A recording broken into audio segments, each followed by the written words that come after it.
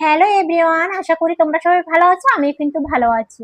তো আজকে আমি রান্না করব সিলভার কাপ মাছ দিয়ে বরবটি দিয়ে। তার জন্য প্রথমে ফ্রাই প্যান বসিয়ে দিলাম, চুলা লো আঁচে রেখে তেল দিয়ে দিলাম ফ্রাই প্যানে। তো তেল গরম হয়ে গেলে আমি দেখতেই পাচ্ছ মাছগুলি দিয়ে দিলাম।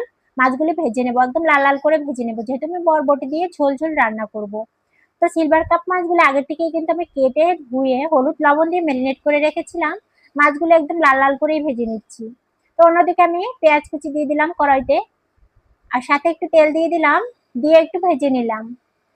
একটু ভেজে নিয়ে নিচ্ছি, সাথে কাঁচামরিচ দিয়ে দিলাম, দুটো দুটো কাঁচামরিচ কুচি, তেজপাতা, তেল আরো একটু দিয়ে দিলাম, যেহেতু পেঁয়াজ ভাজি করতে একটু তেলের পরিমাণ বেশিই লাগে। তো বরবটিগুলো দিয়ে দিলাম, বরবটিগুলো আগে থেকে আমি কেটে বেছে নিয়েছিলাম।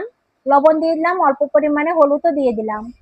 তো দিয়ে ঢেকে দিলাম যাতে তাড়াতাড়ি করে সিদ্ধ হয়ে যায় বরবটিগুলো। এরপরে দুই টুকরো দারচিনিও দিয়ে দিলাম। আলাদাভাবে একটা মিক্সড মশলা রেডি করেছিলাম, হলুদ গুঁড়ো, মরিচ গুঁড়ো, লবণ দিয়ে মিক্সড মশলাটা দিয়ে দিলাম, সাথে ধনিয়ার গুঁড়ো 1 চামচ, জিরার গুঁড়ো 1 চামচ দিয়ে ভালো করে মিশিয়ে নিলাম বরবটির সাথে মশলাগুলো। সাথে গরম মশলাও দিয়ে দিলাম।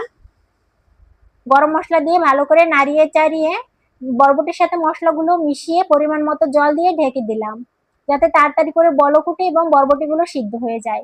তো বলক উঠে গেছে, মাছগুলি দিয়ে দিলাম। ভাজা ভাজা মাছগুলি দিয়ে আমি ধনিয়া শাক দিয়ে দিলাম। ধনিয়া শাক দিয়ে নামিয়ে নিলে কিন্তু হয়ে যাবে। যেহেতু হয়ে গেছে, নামিয়ে নিলে হয়ে যাবে। তো আমার ভিডিওগুলি যদি তোমাদের কাছে ভালো লাগে, অবশ্যই লাইক কমেন্ট শেয়ার করবা। তো তোমরা সবসময় সুস্থ থাকো, ভালো থাকো, সবসময় প্রার্থনা করি। সবাইকে ধন্যবাদ, পাশে থাকবে সব।